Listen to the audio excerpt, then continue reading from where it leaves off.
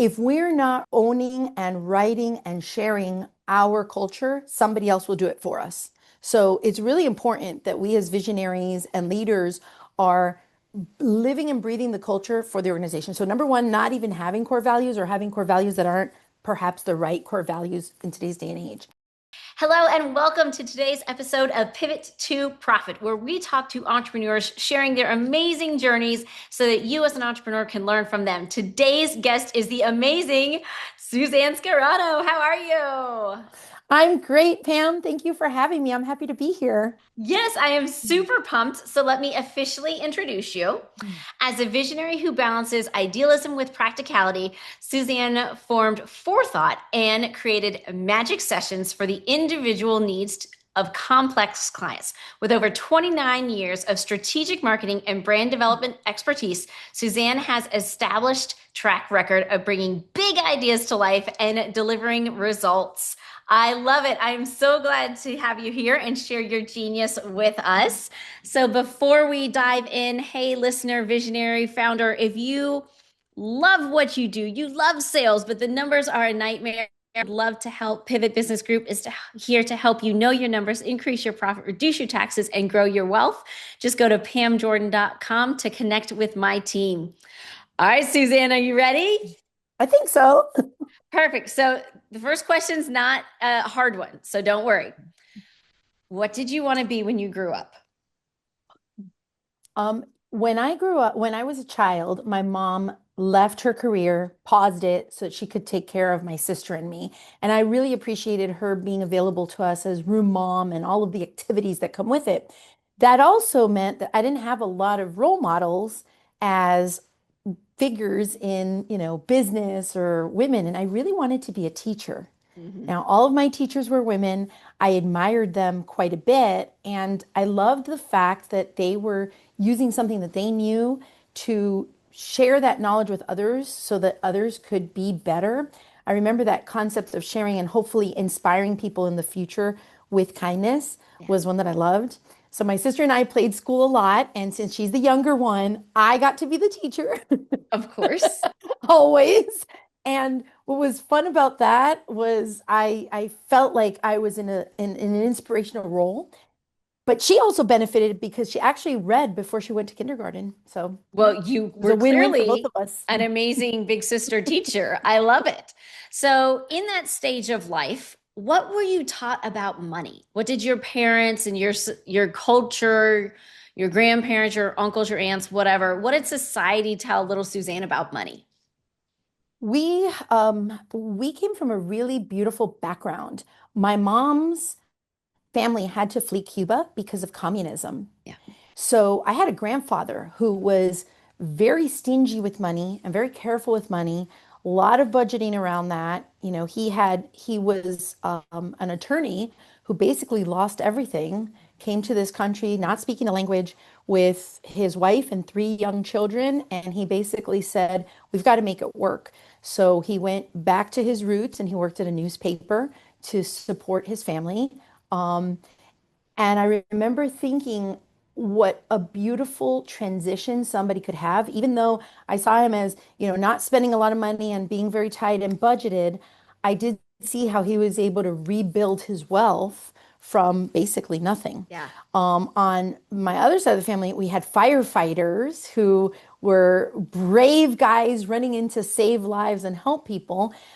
So the models that I had were people who were not very wealthy, but people who were careful enough and cautious to be smart about the investments that they made. And yeah, that's pretty much what I always saw was being smart, having a budget, and just being cautious with everything that you do around money. Awesome. Very good life lessons.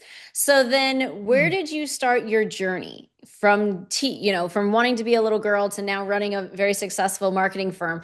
Where did you begin? Where was your first I got a job, I'm a W-2, look at me. So that's a great question. It was funny. I remember in the neighborhood, I was the neighborhood babysitter. Love it. I was like, you know what? I want to be independent. I don't want to only have to rely on my parents' allowance. So I did some babysitting. And then I remember I wanted to work at a bank more than anything. I thought banks were luxurious and you're surrounded by money all the time. I thought I could learn something there.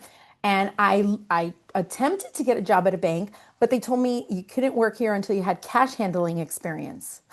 So I'm like, how am I going to get cash handling experience? So I went around every neighborhood store I could until I got a job at a supermarket. And There my you go. first actual W-2 was from Publix. Great training ground for, a 17-year-old. I was I worked as a cashier. I moved up to the office. I did everything from managing schedules to inventory of items in the office, like cigarettes. And it was a great place to learn, especially customer service. Yeah. They had a very rigorous customer service training program. So that's where I started.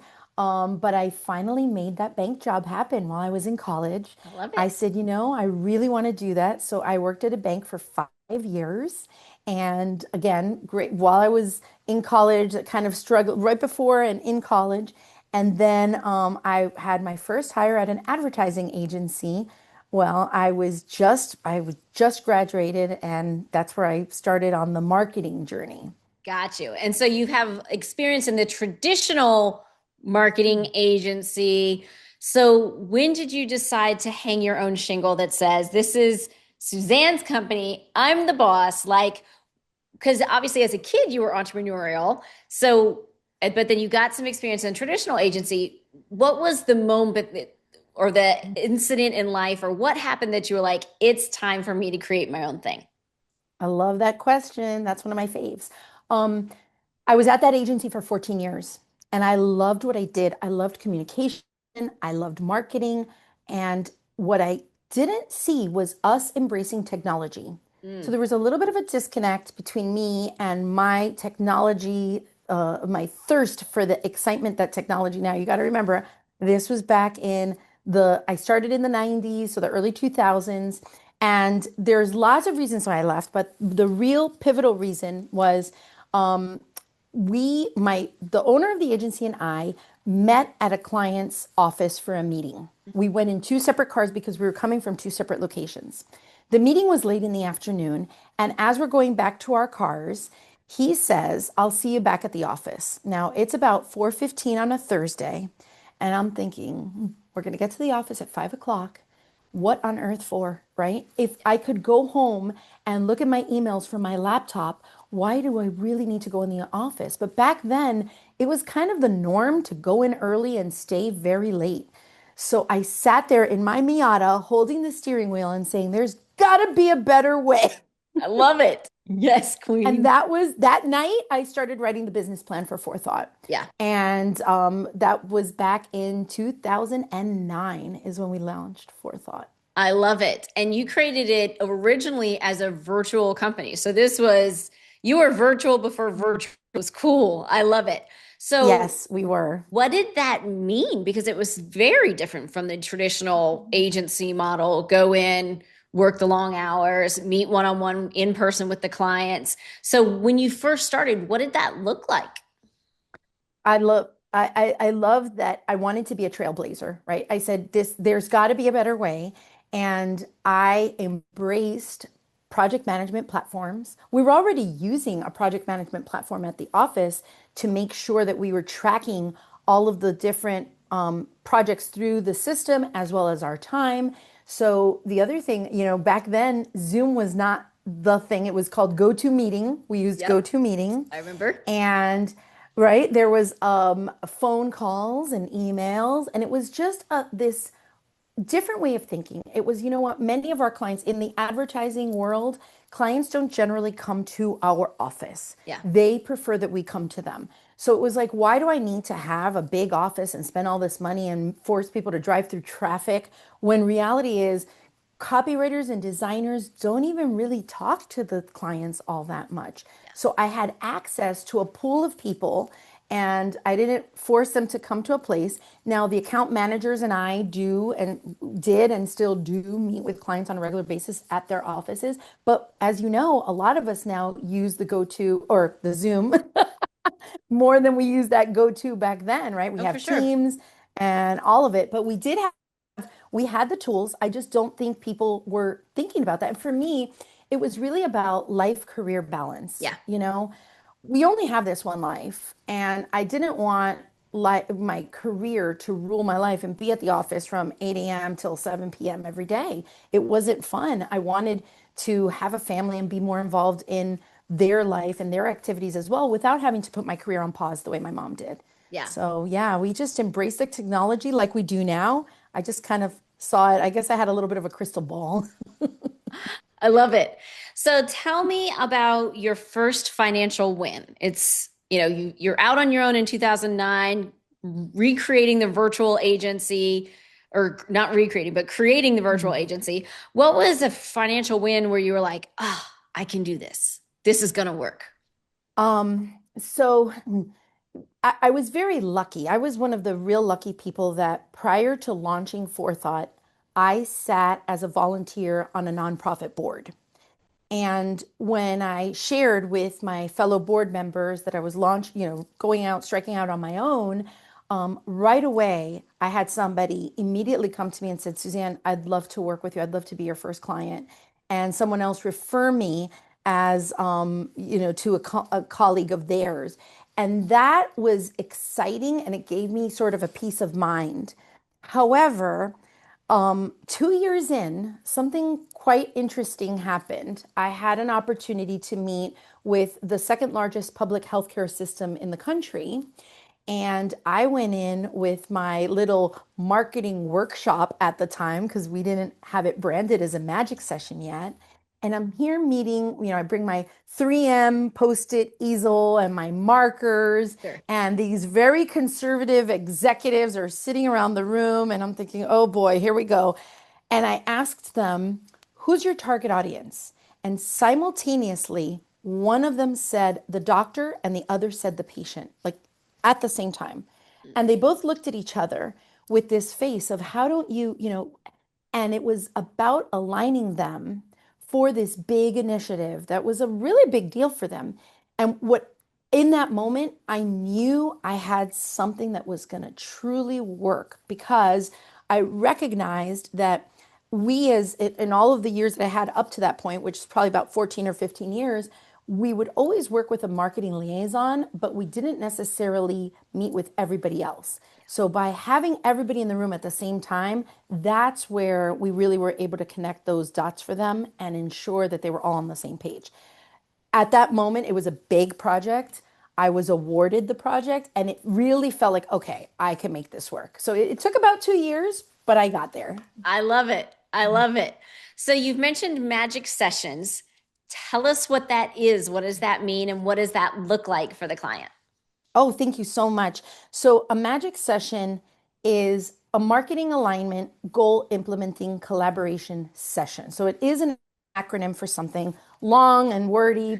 The goal is to bring in leadership or key stakeholders on an initiative at the onset of any communication project. We bring them in, we make sure that we cover all of the important topics like the target audience, like who they are. Sometimes it's as basic as core values, right? We think about core values. Some people have them, some people don't. Maybe they're not actionable. And we ensure that this team of decision makers are on board and that they've been heard. Because sometimes we include human resources or operations. We might want to go out and increase revenue and get all of these leads, but if operationally don't have the capacity to man that, that can be an issue later down the road. So by having everybody in the room at the same time, it supports that alignment so that we can go forward, come back with a plan and creative that will be a grand slam every time. So that's our magic sessions. I love it. I love it. And as far as where Forethought is now, what types of clients are you working with? Who are you supporting? That's a great question. So, our verticals have always been healthcare, education, and financial services. And we find that those industries are very essential and support us for stability, right, on our side. The other piece of the puzzle is business to business.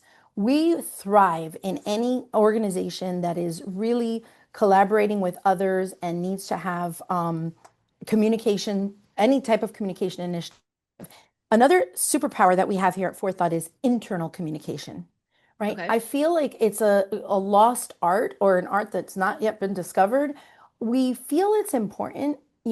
Statistics show there's a Gallup study out from December of 2024. 51% of US employees are currently looking for another job. 18% of them are satisfied. That means 82% of people are dissatisfied in their job, and half of the people are looking for a new job. I believe a big portion of A this lot. is due to the fact That's a lot. that yeah, so Gallup is coining it the great detachment, right? Some people call it quiet quitters. Yeah. People are showing up to work, but they really don't care.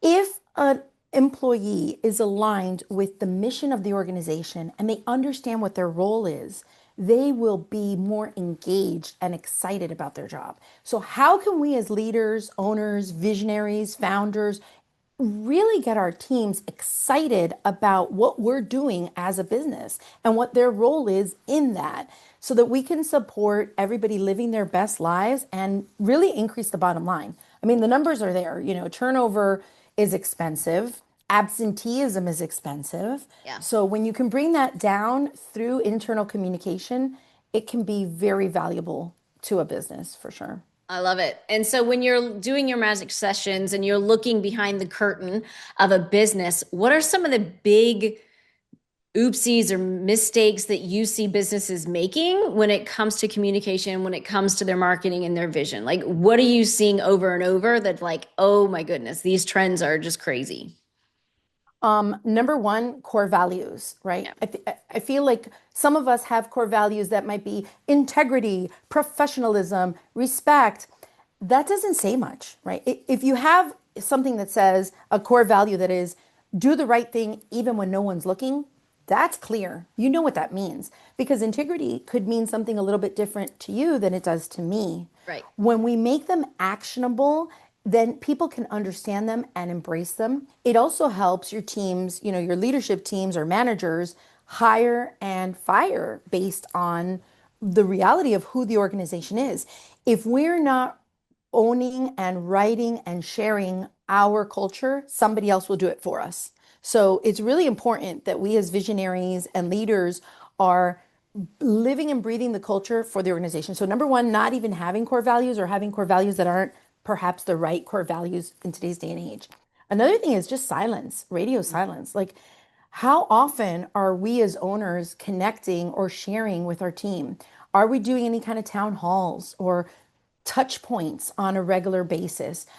Maybe not necessarily reviews, because if we don't have a direct report to us, but still providing inspiration, right? Many of us listen to great podcasts like yours, and we want to learn and be inspired for ourselves. How are we inspiring our teams? Yeah. Sometimes it's as simple as a high five, a birthday card. We don't have to get crazy. Sometimes people think, oh, well, it's so important to do big to-dos and a day bowling or a holiday party. Yeah, those things are great too. I'm not saying not to do them, but sometimes it's just saying thank you. Yeah. And when we forget to say thank you, people don't feel valued. Yeah. So I find that those are the biggest mistakes that we're seeing right now. I love it. I love it. So, do you have a case study of a client that you worked with that did not have the clear vision, didn't have the core values? You came in, did your magic session, and what the outcomes were after? I off the top of my head, there's one that comes to mind that's pretty recent because it was just a couple of years ago. We were hired by a healthcare organization. So remember in 2020, the traveling nurses became a big deal. Nurses were leaving their hometowns to travel to earn a lot more money. So there were great vacancies in our healthcare systems around everything with nurses. This organization had done a job of decreasing the number of vacancies down to less than 5%. So they came to us in 2024 and said, look, we saw the problem, we figured it out, we've got these people on board. It's very important that we keep them. How do we keep them happy? Yeah. So what we did was we brought in the leaders from 6 of the different facilities, they're called CNOs, Chief Nursing Officers, into a room, and we had a magic session that we just talked about. And in that magic session, we came up with their core vitals. Instead of core values, we had to I play like on it. words. We're like, Cute. core Cute. vitals. We developed these core vitals. We developed a visual marker that went alongside the organization logo. Every communication that was built for this audience was for nurses, by nurses. It was all about the nurses, which really are the lifeblood of the organization, right? We're talking of an audience about 5,000, 6,000 employees. We had a big Nurses Day celebration where we launched all of these things, including, now this was important, the chief nursing officer for the organization said to me, I want these nurses to feel like their voice is just as important as our CEOs. Right. We created a platform that was a booth, a sound booth with a device. You go in and record a concern, a celebration. Oh, Pam did such a great job. We had a patient visiting from out of town, and they needed a hotel, and she went out of her way, and I'm just so proud of her. Yay, Pam. Yeah. Or, we don't know what's going on. We've got no gloves. We've been the gloves are help us. What's going on in inventory? There's a shortage. We're backlogged. Please help us out.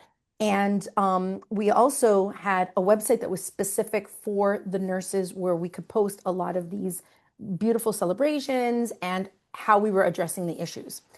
What we did was a survey to understand how everything resonated for them.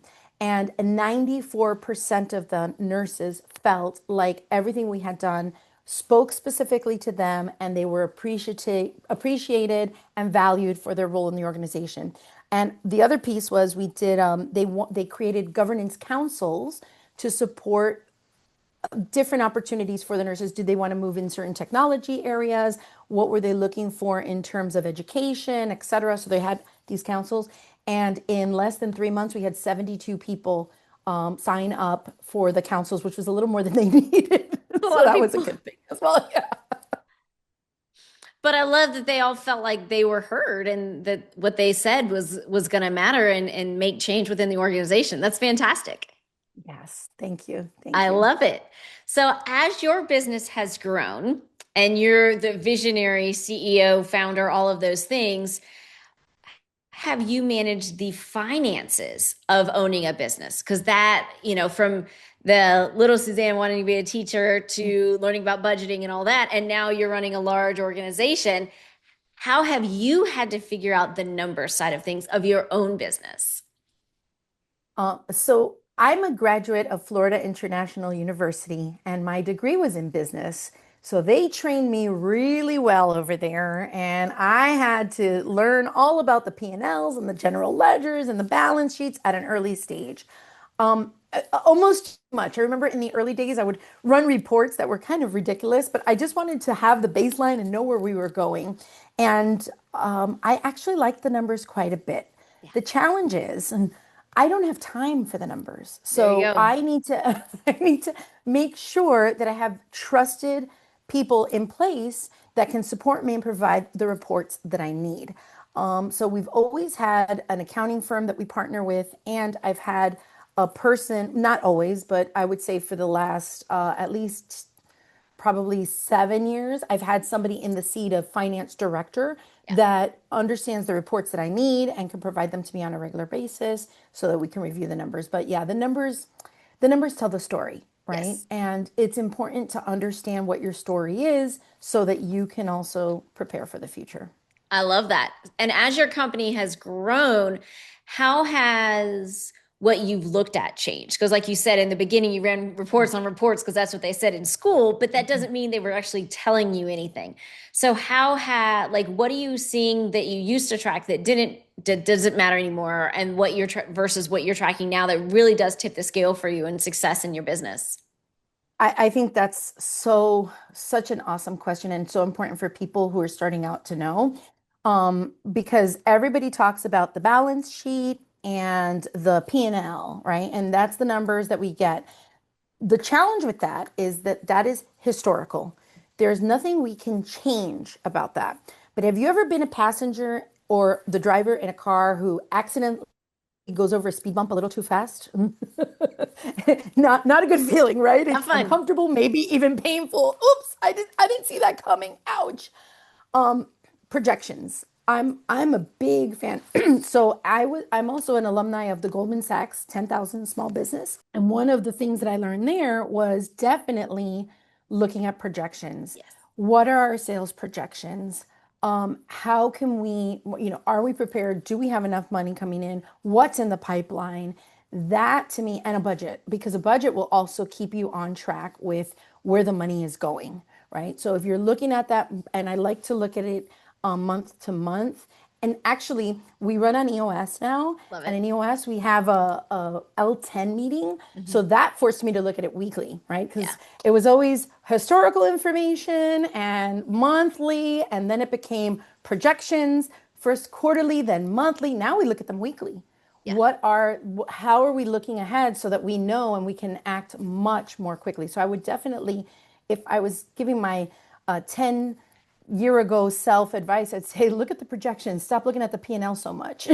Yeah, I love that. And I see that so often that as companies grow, the entrepreneur visionary is still looking at the lagging indicators.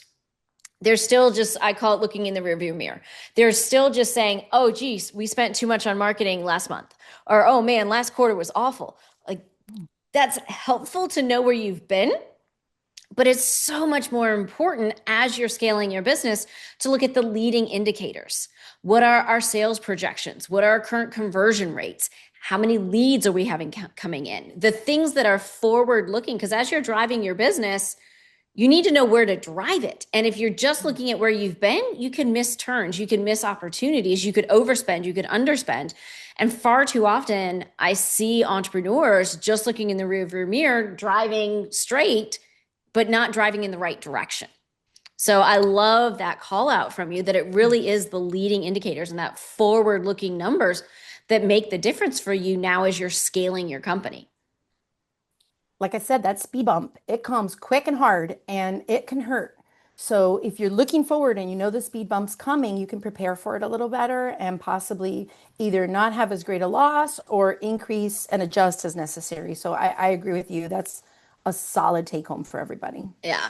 And you looking at the numbers weekly? Absolutely. In the EOS world, we have our dashboards that we look at KPIs, and each department has numbers that they are reporting on a weekly basis. And it's really clear if we're winning or losing. If sales hasn't done what they need to, everybody sees it. If ops doesn't, each department has its own KPIs that we're tracking on a weekly basis. And Hmm. it's all about the accountability, because if you're doing biz dev as the CEO and you're not bringing enough leads, ops is going to be like, Suzanne, let's go. Right. And so I love the Exactly. accountability that weekly cadence brings for all departments to be like, okay, if everyone's doing their job, we're going to keep going forward. But if someone's not, sound the alarm, let's do something about it. I love that you bring that up with the KPIs. I forgot to mention, we use measurement tools that might not be, you might not think of it when you think profitability or, but we look at hours. How many team hours are we investing on certain projects? Are projects not, being as profitable? Were there inefficiencies to really call out on mistakes? And that's where the KPIs come in very handy. Yes, absolutely. And there's a dangerous line between tracking too much, because a lot of times then I see entrepreneurs getting like analysis paralysis, where it's just like metric after metric and they're like, I don't even know what I'm looking at. So it's a fine line to understand what's actually going to tip the scale for you. And I do find that as entrepreneurs, their businesses grow, what matters and what they need to track is different, because we've had clients that we've had for years, and what we tracked 5 years ago is not what we're tracking now, because those metrics 5 years ago aren't what's going to tip the scale for us. And so now we need to be tracking these. So it's really amazing how those numbers ebb and flow based on the journey of your story of your business. Absolutely. So what is next for you and Forethought? What's on the horizon? Ooh, I'm really excited to report that I just made a Vistage presentation last week. It went Congrats. very, very well. And because of this new opportunity, we're sort of putting together an exciting new service here at Forethought. So it's in the cooker right now, and we will have an announcement probably at the early part of fall. We're going to really flesh out all the details, but it will be a very unique, it's probably support organizations that are smaller than what we've normally done all around this internal comms piece because that's what we learned. I was invited in to speak on the internal comms. We've done it for much larger organizations, and what we're seeing is maybe organizations like EOS or who run on EOS are so much better at it than some of the others. But really, it doesn't matter how large you are, speaking and ensuring that your team members are rowing in the right direction and know and have clarity on what their role is and the mission of the organization, it's key. So it sort of uncovered an opportunity for us that we're excited about, and we'll be sharing with you very soon. I love it. Super excited to hear about it. All right, so I've got some rapid response questions for you. So no explanation, just answer. Are you ready? Okay, I think so. Yes. All right, profit or growth? Growth. What's one business expense you'll never cut no matter what? Oof, um, project management systems. What's the best money advice you've ever received? Pay yourself first. Love it. Mm. If you had to start over today, what's the first thing that you do differently with your business finances?